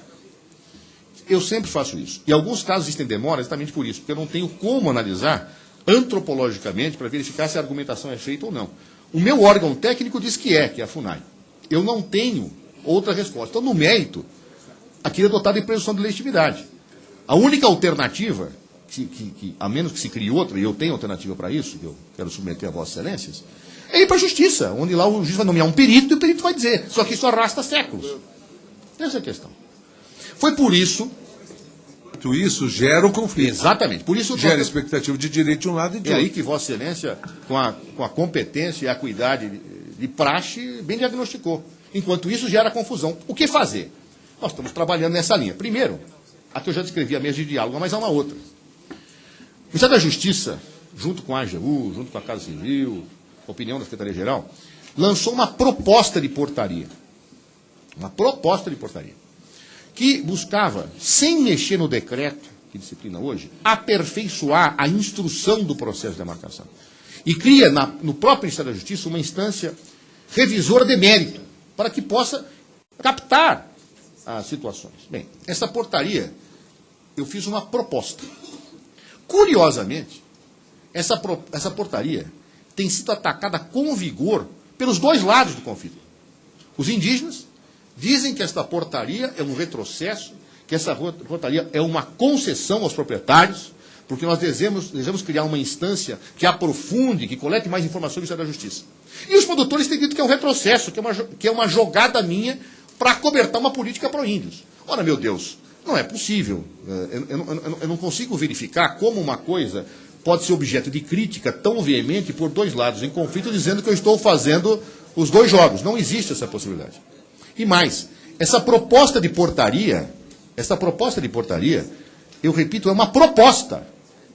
Eu queria receber sugestões. Onde estão os erros? Onde estão os problemas? Eu não consegui discutir. Os indígenas se recusam a discutir essa portaria. Se recusam. Até agora, embora eu veja já algumas lideranças querendo dialogar. Porque ninguém consegue me apontar onde é que está o problema.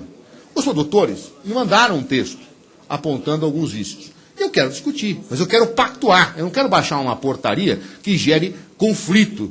Eu não quero apagar incêndio com querosene. Eu quero resolver. E acho, sim, que os processos precisam ser melhores instruídos. Claro, para isso, eu preciso ter estruturas, condições e regras para isso. Muitas das sugestões que foram feitas por Vossas Excelências nos fizeram refletir. Eu ouço muito todos os senhores parlamentares, e algumas questões que foram colocadas nesta portaria não atendem reivindicações, seja de um lado, seja do outro, mas atendem uma visão de que nós precisamos melhorar a instrução e, inclusive, nessa portaria se cria a instância oficial de mediação, deputado Onyx Lorenzoni. Mediação. Né? Ou seja, é isso que nós temos. É esta a linha que nós estamos trabalhando. Mas, infelizmente, o clima é tão radicalizado, tão poderosamente conflituoso, que falar em diálogo é um pecado. Falar em diálogo é ser omisso. Falar em diálogo e sentar na mesma mesa parece ser um crime e lesa majestade. Então, senhores deputados, eu peço só a reflexão. O que o Ministério da Justiça quer é resolver o problema não empurrando-o com a barriga, porque se fosse, vá para o judiciário. Lavo as minhas mãos, não perco dias inteiros da minha agenda, que olha que eu tenho, problemas não me faltam, né, no Ministério da Justiça. Problemas não me faltam. Eu não perderia dias inteiros me empenhando para sentar para dialogar. Não perderia, digo sinceramente aos senhores, não perderia. Agora, eu faço isso porque acredito que a única hipótese possível de se resolver esse problema é desta maneira, com rapidez. Melhorando a instrução dos processos demarcatórios, fazendo com que o diálogo e a mediação se coloquem, sem radicalismos de lado a lado. É a única alternativa possível para que o legítimo direito dos indígenas seja respeitado e para que o legítimo direito dos proprietários titulados também seja respeitado. E o Estado tem o dever de resgatar, historicamente, aquilo que pertence aos indígenas, como tem o dever de garantir o direito de propriedade a quem legitimamente o obteve. E a única forma de fazer isso é através, a meu ver, rapidamente, da mediação. Não for feito, vai à Justiça e o Estado dará, daqui a alguns anos, a prestação judicional mantendo o conflito. Finalmente, uma outra questão, deputado Giovanni Queiroz, e Vossa Excelência, como sempre, muito arguto e pertinente nas observações que faz. A decisão da Raposa Serra do Sol, então sempre lembrada pelo querido amigo deputado Quartiero, tem uma característica que não pode passar desapercebida a Vossas Excelências. Quando proferido o voto pelo ministro Luiz Roberto Barroso, ele deixou bem claro que Aquilo era um precedente, mas não tinha caráter normativo. E, portanto, exigia uma análise caso a caso. Ou seja, aquela decisão valia para Raposa Serra do Sol e vale como um parâmetro não normativo, mas indicativo para análise de situações futuras. O deputado Stefanes é quem cumprimenta. Ora, esta situação, evidentemente, exigiu que a própria AGU fizesse e faz uma reanálise dos termos da portaria, que Vossa Excelência cobra com vigor a entrada em vigor, claro, mas também nos leva a ter a devida cautela de perceber que a orientação do Supremo Tribunal Federal, ela não é colocada erga omnes, como se fala em direito. Ela vale caso a caso para verificar se aquilo que foi decidido na Raposa Serra do Sol se ajusta àquela situação que está posta. O Ministério da Justiça, quando está revendo os procedimentos, está fazendo isso, analisando caso a caso. E isso não é simples, porque envolve os dois aspectos que eu disse a Vossa Excelência, não só o aspecto jurídico, mas o aspecto de mérito. Então, fala a Vossa Excelência, a Raposa Serra do Sol disse do marco temporal de 5 de outubro de 1988. É fato. Agora, eu tenho que examinar isso no caso concreto, eu tenho que perguntar, mas há elementos de que aconteceu isso?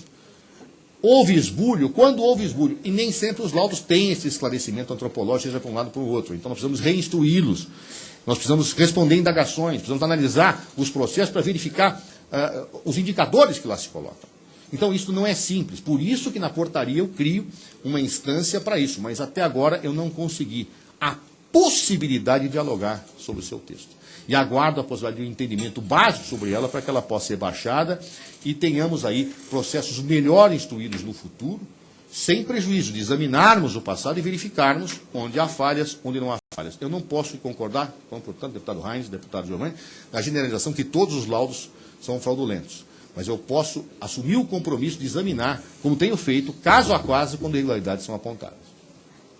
Senhor presidente, réplica por 2 minutos, por gentileza. Eu vou ser breve, me perdoem os companheiros, todos querem questioná-lo. Ministro, aqui esteve a ministra Gleice Hoffmann e ela mandou paralisar, determinou a paralisação de demarcações de terras indígenas no Paraná, porque os laudos da Embrapa contratados identificavam e demonstravam que não havia índio naquelas áreas pretendidas de expansão por índios na época citada. Ou seja, ela disse que os laudos antropológicos, indiretamente, ela não disse isso peremptoriamente, mas disse que eram laudos, ao tomar essa decisão, que os laudos eram fraudulentos. Tinha vício de origem. Vossa Excelência, no outro momento, assumiu isso, que teria uma portaria que disciplinaria melhor a forma de avaliação dos laudos antropológicos, inclusive se socorrendo também dos dados da Embrapa que poderiam corroborar para que se pudesse melhor definir a situação. Nada disso foi feito. Não foi feito.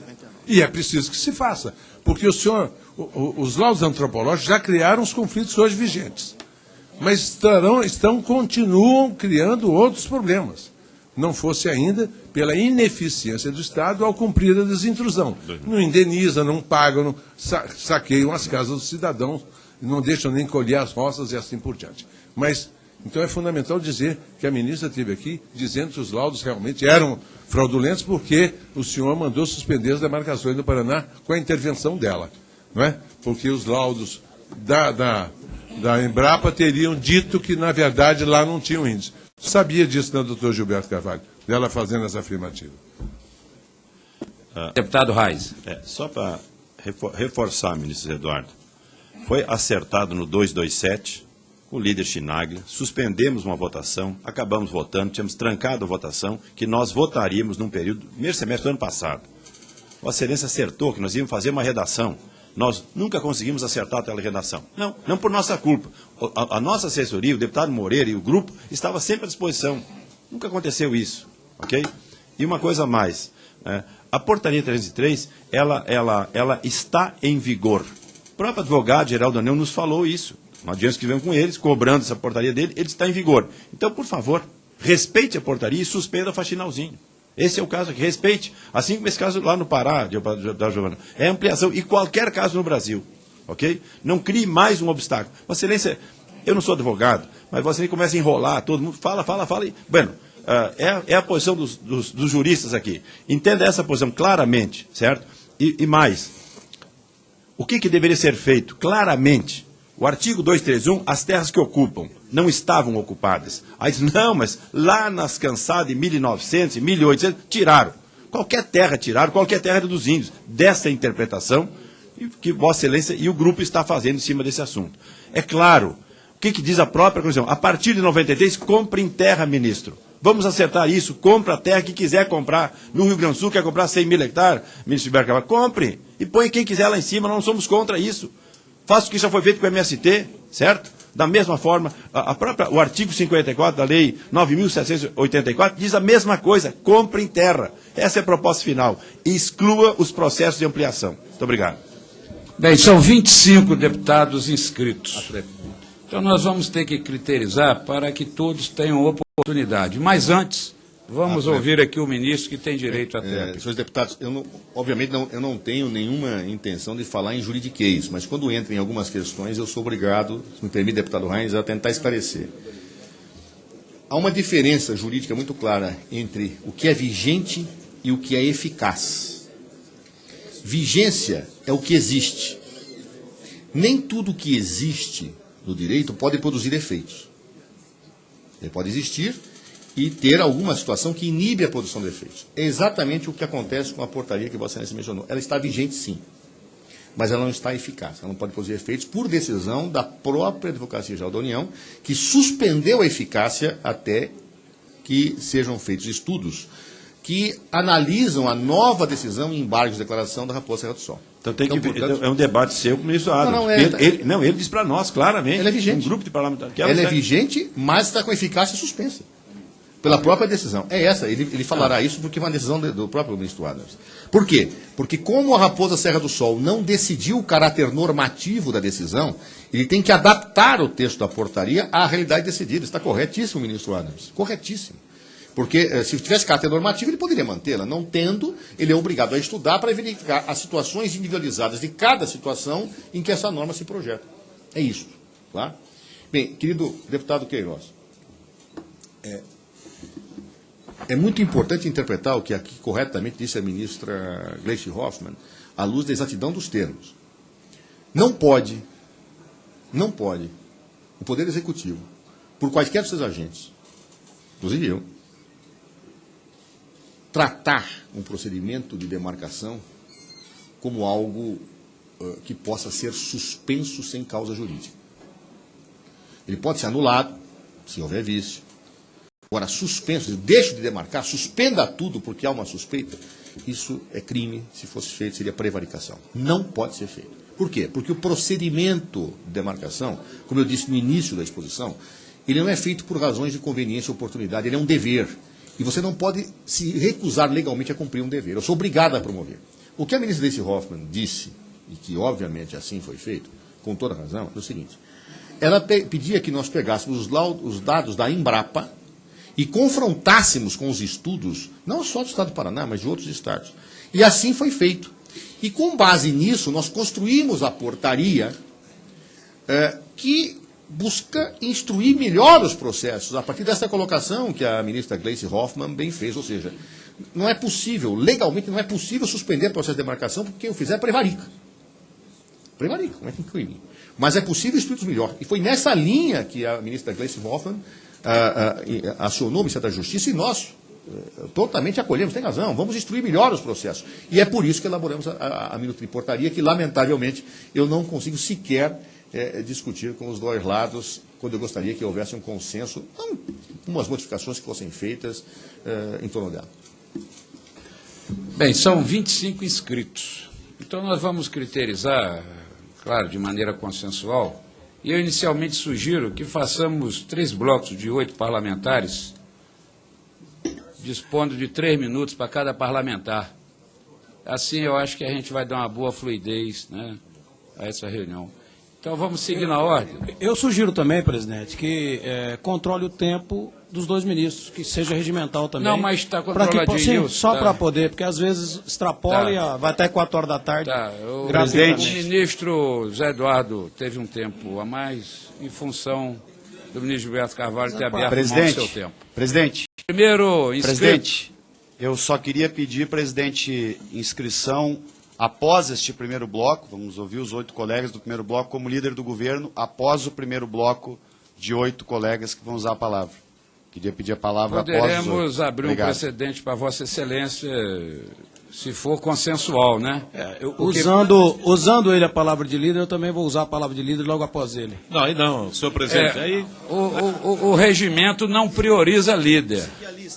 O regimento não prioriza líder. O regimento prioriza os inscritos. Isso que eu estou dizendo. Eu e vou falar os como componentes inscrito. da comissão. Se for falar como líder, eu também falarei como líder. Então nós Tem vamos... que ver, porque eu cheguei aqui desde ontem para fazer essa reunião com o pessoal. O que tem com avião maior e tudo. respeito, Agora não tem condição agora. Com o maior respeito ao Presidente. líder Fontana, nós vamos seguir a ordem de inscrição. Agora eu só quero dar uma sugestão. Eu só quero dar uma sugestão que poderia ser 4, porque é muito 8 falando para os dois guardarem as perguntas. Presidente. 4 responde, 4 responde. Presidente, vamos questão aqui. de ordem, presidente, presidente. deixa eu Questão de colocar ordem, questão de ordem da Vossa Excelência também. Excelência. Com a palavra, Artigo deputado. 221 do regimento desta Casa. É lícito aos líderes, após o término dos debates, usar a palavra por 5 minutos. Então, primeiro os debates, depois os Com certeza. Vamos seguir o Presidente, regimento. deixa eu contrapor esta questão de ordem. É evidente que eu não quero contrapor essa questão de ordem para atrapalhar o andamento Isso, de uma sessão. Não, deputado Tá indo Quartiero. tão bem. Eu não estou atrapalhando, deputado Quartiero. Eu estou exercendo a minha convicção e o meu papel na representação que tenho para ocupar um assento nesta casa da mesma forma que Vossa Excelência. Então eu peço que, da mesma forma como vamos todos respeitar as falas mútuas que faremos aqui, não se diga que um quer ajudar e outro quer atrapalhar. Podem haver ideias e opiniões diferentes sobre o mesmo tema. Então, eu quero colocar para Vossa Excelência, presidente, evidente que eu sempre tenho que respeitar a decisão do presidente, mas é a primeira comissão que eu participo, como líder do governo em exercício, que existe esta regra. A semana passada esteve aqui o ministro Mantega e os líderes de bancada e a liderança de governo, Presidente. pela função que ocupa, evidentemente, tem que cuidar de 4, 5, 6 atividades ao mesmo tempo.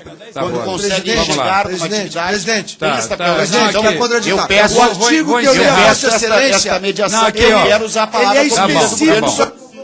Tá bom, aqui, ó, olha aqui, nós entendemos aí, nós entendemos a posição do líder Fontana, mas vamos seguir o regimento, vamos dar palavra a cada 6 deputados, nós passaremos a palavra a cada 6, certo? A cada 6, tá decidido. Aqui, primeiro inscrito, deputado Padre João. Segundo, Nilson Leitão, Marcos Montes, Jundiabe, Giovanni Queiroz, não, já falou, Osiel Oliveira. Então, com a palavra, Padre João. 3 minutos improrrogáveis.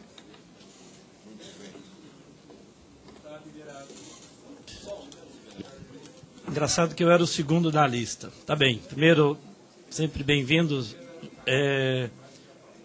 Gilberto Carvalho, também Eduardo Cardoso. Parabéns pela exposição, acho que esclareceu e muito. Demonstrou e provou que o governo não está inerte, não está omisso e que tem esforçado em provocar o diálogo e resolver de fato o problema. Problema que não foi criado por esse governo. Problemas que às vezes seculares ou de décadas. Omissão de outros governos. Que negou terra aos índios, negou terra aos negros. Então, este que é o problema.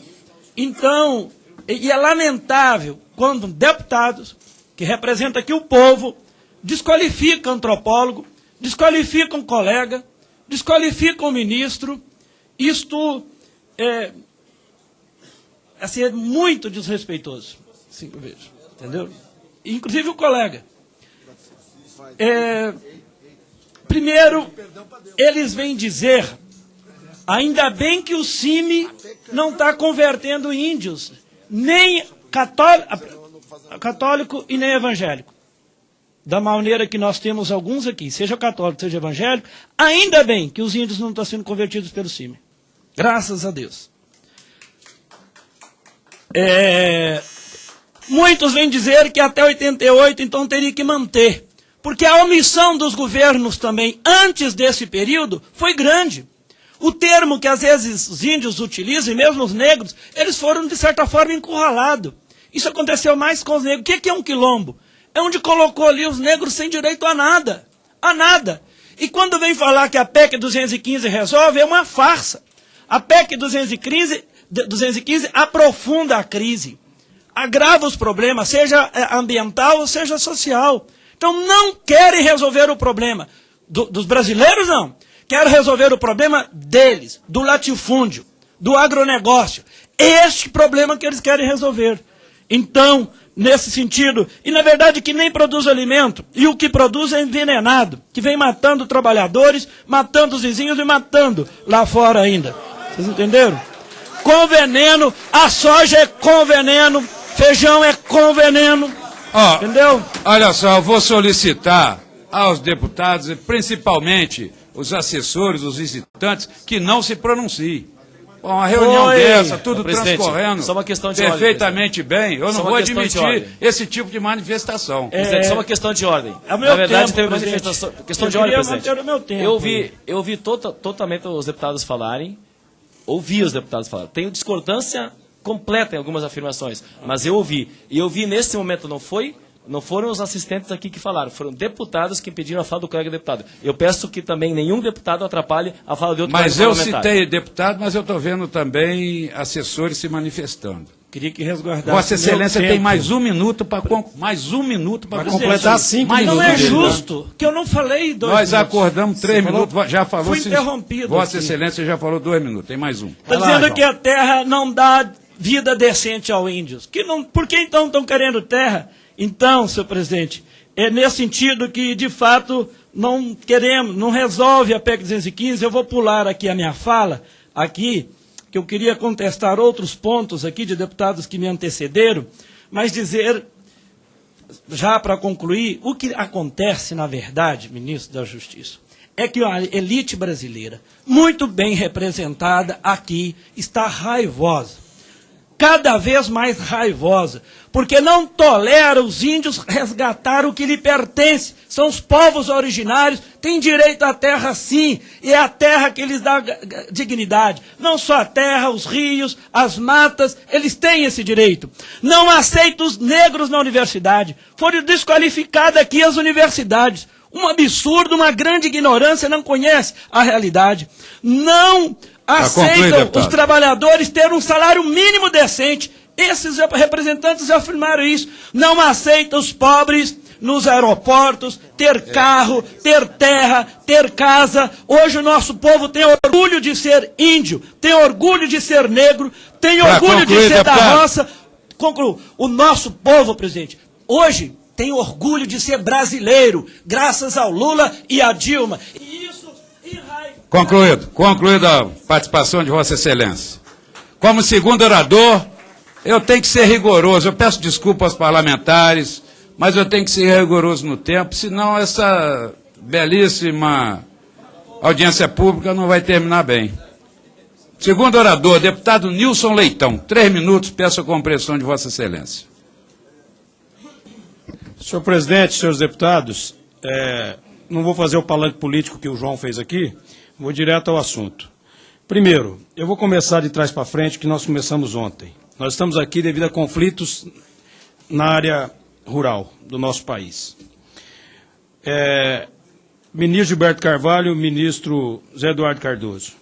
Eu poderia aqui ser agressivo, falar o que a senadora Cátia Abreu chamou o ministro de ministro Zé Enrolado Cardoso, agredir, mas eu não vou nem perder tempo com isso e também não é meu feitio. Eu só quero aqui lembrar o seguinte. Pós-desintrusão é problema do governo federal ou não? Se o pós-desintrusão é problema do governo federal, porque todas as áreas desintrusadas as pessoas estão em situação de favelas, estão passando fome. Na Suiamiçu, pós-desintrusão, já são 40 mortes.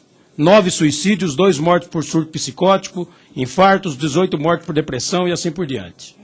Isso quem fala é os programas de saúde da família da região, médicos da região. Não são números meus. O prejuízo Lá foi destruída uma escola estadual. O governo mandou derrubar a escola. Eu tenho aqui um documento do vereador pedindo para que se construa a escola para atender os índios e não índios que estão sem escola desde o momento em que derrubaram as escolas. Eu quero aqui também lembrar do direito, ministro da Justiça, daquele produtor ou daquela pessoa que saiu lá do seu estado, do Paraná, veio para Mato Grosso, comprou uma propriedade, pagou o ITBI, pagou todos os documentos escriturais, teve a terra como direito há 30 anos atrás, construiu uma propriedade, fez cerca, construiu casa, lá tem sua esposa, suas noras, seus filhos, seus netos. Depois, todo esse tempo foi desentrusado. Ele deixou de ser proprietário, pagando, inclusive, tudo que a lei trabalhista exige, impostos e tudo mais, durante todo esse tempo. Financiou um trator e outras coisas. Foi desentrusado, foi jogado na rua. A partir daquele momento que ele foi jogado na rua, ele não teve direito de pegar nem sua peça íntima dentro do seu guarda-roupa. Ele foi expulso da sua propriedade. Tudo bem, não vou discutir o mérito. Mas o pós, ele passou a ser um criminoso porque ele foi visto como invasor de área indígena. Ele foi visto como um devedor caloteiro porque ele não pagou o banco do trator que ele comprou financiado no Banco do Brasil. O Banco do Brasil, dinheiro público, emprestou dinheiro para ele para comprar aquele trator e fazer da sua terra. Ele é considerado criminoso, caloteiro e favelado. Eu quero saber como que o governo atende essas pessoas pós-desintrusão no Mato Grosso, no Maranhão, no Ceará, em todos os lugares. Vocês dizem que atende, mas não é verdade. O ministro da Justiça falou aqui que quer pacificar a área. Em 2012, pelo menos 10 telegramas, ofícios e pedidos desse deputado, pediu para que fizesse mesas redondas para debater áreas de desintrusão. Não foi atendido nenhuma delas, não foi feito mesa redonda. No caso da Caiabi, entre a Piacás e o Pará, foi feita uma ampliação de 1.050.000 hectares. Voltamos, junto com toda a estrutura do governo do Estado, para poder pedir ao ministro que fizesse um acordo entre índios e produtores, para que os índios ficassem com 600.000 hectares e os produtores permanecessem na sua terra com 400.000 hectares. O ministro disse que poderia encaminhar isso para a AGU. Encaminhamos. O ministro Fux deu a liminar para que houvesse a conciliação. O ministro da AGU disse que não aceitou a conciliação porque a FUNAI encaminhou um documento dizendo que não aceitava. O ministro Fux dá uma liminar devolvendo 1.050.000 hectares para os produtores. Então, o governo não quis acordo. O governo não quis acordo nesse caso. O governo falhou e aí teve, sim, uma determinação da Justiça. E para encerrar, no caso de Juína, veio aqui a ministra Gleice Hoffmann, junto com o ministro da Justiça, e disse que não teria mais nenhuma edição de novas demarcações enquanto não tivesse novos debates. Os passados não teria como evitar, como o senhor mesmo colocou. Na semana seguinte foi publicado de Juína, Brasnorte, Sapezal, 600.000 hectares. Passou todo esse tempo, não cumpriram mais uma vez, fizeram a demarcação, perderam a liminar, 2 liminares na semana passada, devolvendo a terra aos produtores. Eu encerro fazendo a seguinte pergunta, apenas 2 perguntas. A primeira: se o governo é contra a PEC 215, mas há 3 anos, nós aqui como se estivesse falando em 2011 já, né? Há 3 anos o governo não encaminhou para esse Congresso nenhuma proposta alternativa para pacificar o campo. Ao contrário, se omitiu. Segundo, por que a FUNAI, ou o Ministério da Justiça, ou própria a Secretaria do Governo Federal, não participa dos debates, do diálogo apenas, para colocar a sua posição? A FUNAI não participa dos debates, o Ministério da Justiça não participa dos debates, feito por essa casa. É uma afronta ao Congresso Nacional, quando vocês não querem participar do debate, para poder nos convencer. E por último, se realmente há interesse em não ter o conflito, se realmente há o interesse de que tem que ter a pacificação, por que o governo apenas atende um lado? Agora na Copa do Mundo, vocês que querem ver os índios onde estão... Vou encerrar. Agora na Copa do Mundo, os índios, os caciques Raoni e Megaron, estão convidados pelo governo da França, pelo rei da Noruega, para passar a Copa do Mundo viajando pela Europa. Eu acredito que o governo tem que dar o tratamento um pouco mais franco a esse assunto. Vamos lá. Deputado Jungiabe, como... Foram 5 minutos e 40 segundos. Igual do senhor, João. 5 minutos e 40 segundos. Eu não aceito mais chamá-lo de padre. Igual o senhor, João. Eu serei mais rigoroso ainda com o tempo a partir de agora. 3 minutos, deputado Jungiabe. A partir dos 3 minutos, cortaremos aqui a palavra. Deputado Jungiabe. Presidente Paulo Feijó, caros ministros, Gilberto Carvalho, Eduardo Cardoso Alves, eu sempre tenho me manifestado que o Brasil é uma bênção de Deus. Nenhum país desse planeta Terra tem as favorabilidades de sermos grandes produtores, cuja produção primária faz com que a secundária, que são as indústrias, as terciárias, que são as prestadoras de serviço, de comércio, possam ter, para a inveja de outras nações, esse processo de desenvolvimento sustentável.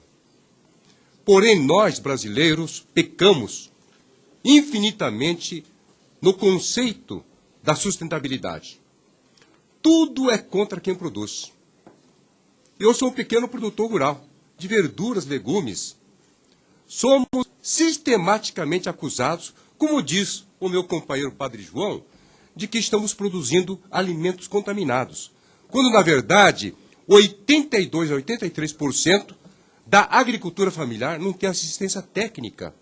Então, dentro dessa linha de conduta, ministro Eduardo, eu entendo e parabenizo pelo esforço da mediação. Mas por mais que nós tenhamos dificuldades nesse processo insistente da mediação, eu entendo que precisamos acelerar muito mais isto. Não há como ficarmos observando esses conflitos que não levam a lugar nenhum. Eu sou de São Paulo.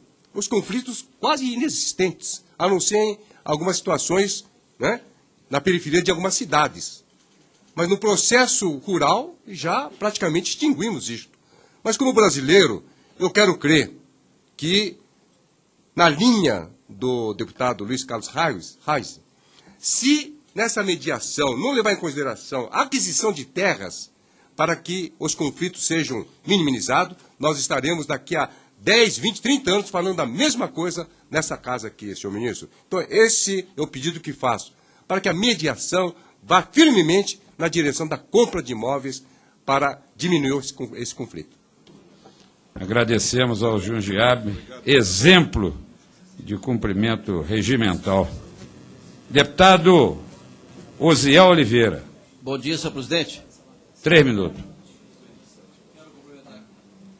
Quero cumprimentar aqui o ministro Gilberto Carvalho, o ministro José Eduardo Cardoso, Vossa Excelência que preside essa Comissão da Agricultura.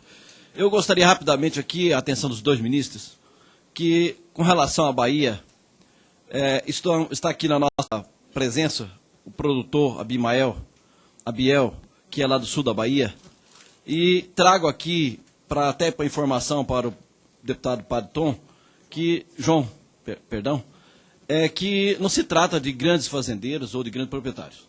Eu sou um médio produtor na Bahia e também faço aqui referência a Vossa Excelência que o produtor rural não pode ser tratado dessa forma. Nós somos grandes produtores, médios produtores e pequenos são todos iguais, cada um produz na sua escala. E nunca dessa forma que Vossa Excelência coloca aqui como produtor que gera emprego e a balança comercial desse país. Preciso que respeite mais esse produtor. Senhor ministro, eu estou tratando aqui de reforma agrária. INCRA, assentado do INCRA. Este produtor é assentado do INCRA, foi expulso de suas áreas, as cidades foram invadidas, foram tomadas, foram solicitadas a presença de Vossa Excelência, o governador Jacques Wagner tomou todas as providências para que isso ocorresse.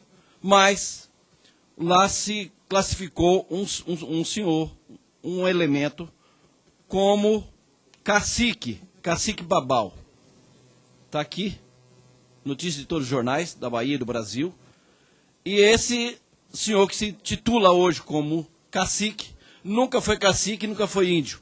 Está aqui uma ata da associação, que em 2000, agosto de 2000, ele está aqui na lista de presença, assinada por ele, como um pequeno produtor. Ele se tornou, intitularam ele pela FUNAI, vou passar pelas mãos do ministro, titularam ele como cacique. Ele chegou a ser até pequeno produtor, foi garçom e agora é cacique. E agora é protegido pelo Exército e pela Polícia Federal. É uma vergonha. Nós podemos aqui tomar o tempo do ministro e tomar o tempo do Exército e da Polícia Federal e uma pessoa como essa está sendo tratada dessa forma, aonde alguns produtores tiveram lá na Bahia audiência pública e alguns denunciaram na própria Assembleia que foram expulsos, o filho expulsou o pai, o filho agora se titulou índio, botou um cocá, expulsou o próprio pai da propriedade. Aqui está o produtor, tem mais gente da Bahia aqui, que inclusive queimaram suas casas, levaram um tiro, e eu queria providência do ministro com relação a isso. Vou entregar a Vossa Excelência, e também, na minha região, que fica a 1.000 quilômetros do sul da Bahia, eu estou no oeste, eu estou a quase 300 quilômetros daqui, da capital, e vou entregar a Vossa Excelência também um requerimento de uma área, no município de Cocos, e que lá estão querendo demarcar uma área indígena. Eu estou lá há 30 anos, nunca vi um índio nessa área. E lá estão dizendo que vai ter uma demarcação de área indígena. Eu vou passar esse requerimento à Vossa Excelência, pedir informação com relação a isso, porque já que se não pode marcar novas áreas, lá está dizendo que vai ter uma área indígena. Nós já fomos afetados por um parque nacional, que 150 mil hectares foram tirados da produção, senhor ministro Gilberto Carvalho.